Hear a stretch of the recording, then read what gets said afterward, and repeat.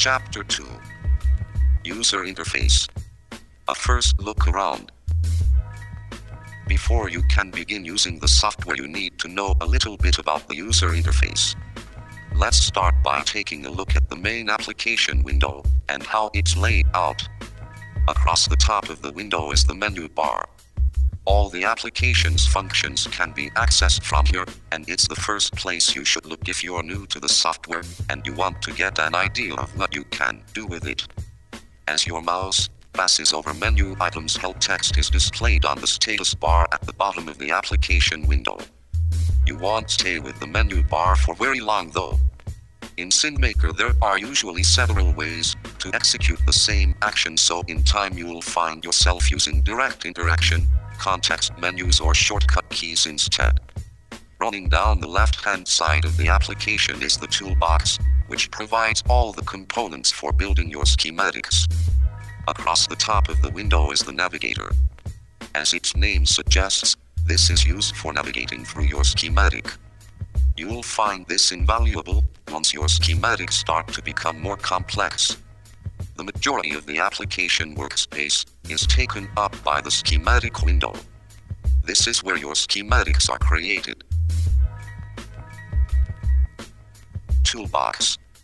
The toolbox provides the building blocks for a schematic. The components. There are already over 300 components to choose from, and they are growing in number all the time.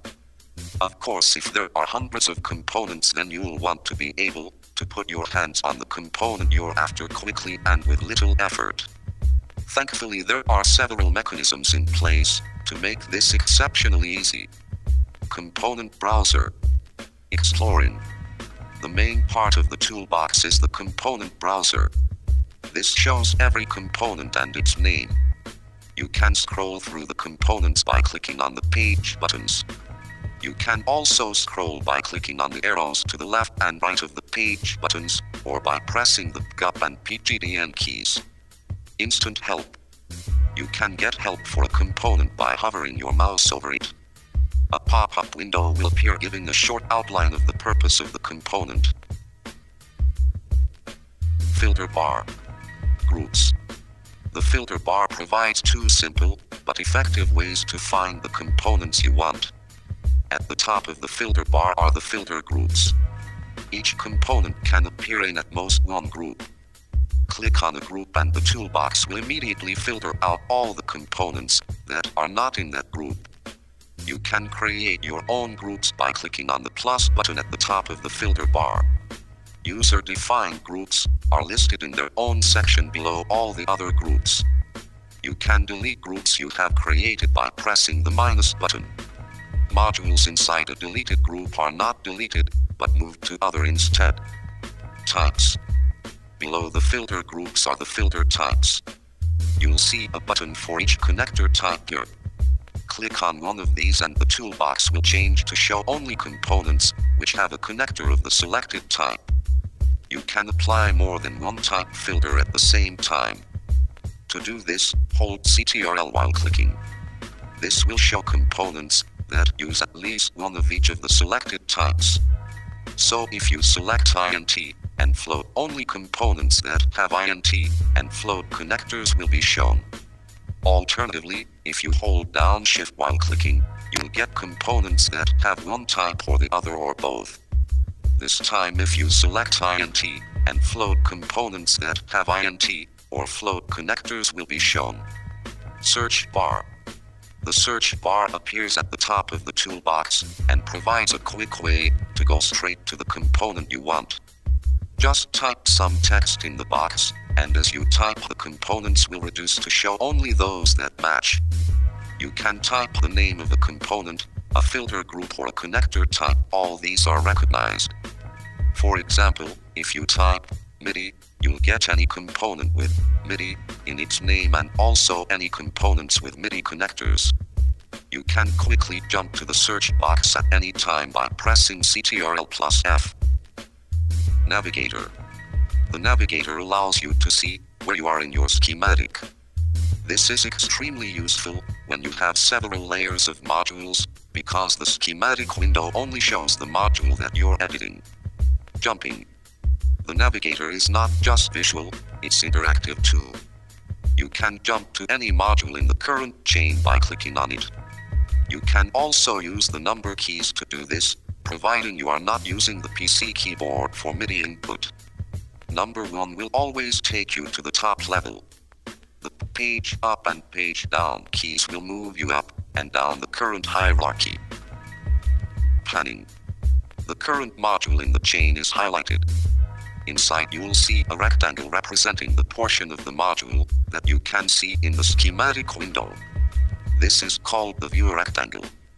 You can click and drag this to pan around the schematic. Bookmarks. You can bookmark particular parts of your schematic so that you can easily return to them. To do this, simply go to the part of your schematic you want to bookmark, hold Shift and press one of the function keys, F1. F5. The navigator will show the associated function key. To return to the bookmark at a later time, just press the function key.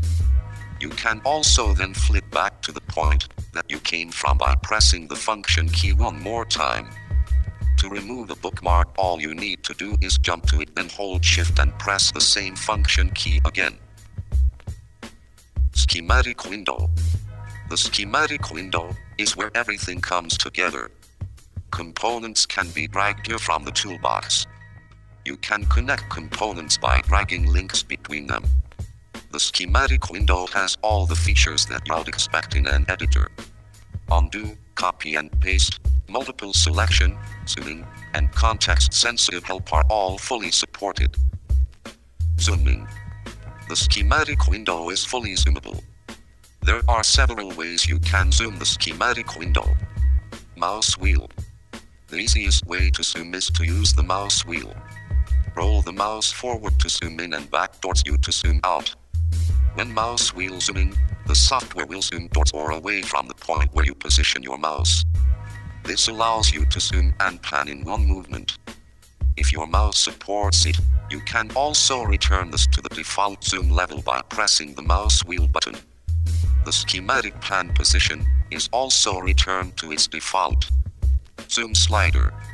The zoom slider is located on the right-hand side of the toolbar.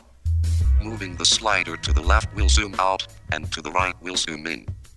The default zoom position is shown as a small notch above the slider. The slider will snap to this position as you move past to make it easy to return to the default. The default zoom level can also be achieved by double-clicking on the slider. Context menu. Right-click on an empty part of the schematic and select zoom in or zoom out. Keyboard. Simply press the plus, zoom in, or zoom out keys. Panning. In addition to using the navigator, you can quickly pan around the schematic window by grabbing the background and moving it using your mouse. To do this, 1. Left-click on an empty part of the schematic and hold the mouse button down. 2. Now right-click and hold that button down too. The cursor will change to show a hand grabbing the schematic. 3. Now move the mouse and the schematic will move with it. Release both mouse buttons to finish dragging. You can also pan by holding the space bar down. The cursor will change to the hand. Keep the space bar down and drag the schematic around. Toolbar. The toolbar runs across the top of the navigator. There are only two controls on the toolbar. The zoom slider, which was covered in the previous section, and the developer mode button. Developer mode. Developer mode is a simple mechanism for switching between developing modules and using them. When you first install the software, developer mode is switched off. This means that the toolbox will hide all the low-level components, leaving you with a set of higher-level modules that you can plug together to get fast results. You can switch developer mode on or off by clicking the button on the toolbar, or by selecting developer mode from the options menu. Simplification of the toolbox and the filter bar tool is the only difference between having developer mode on or off. You can switch between modes at any time.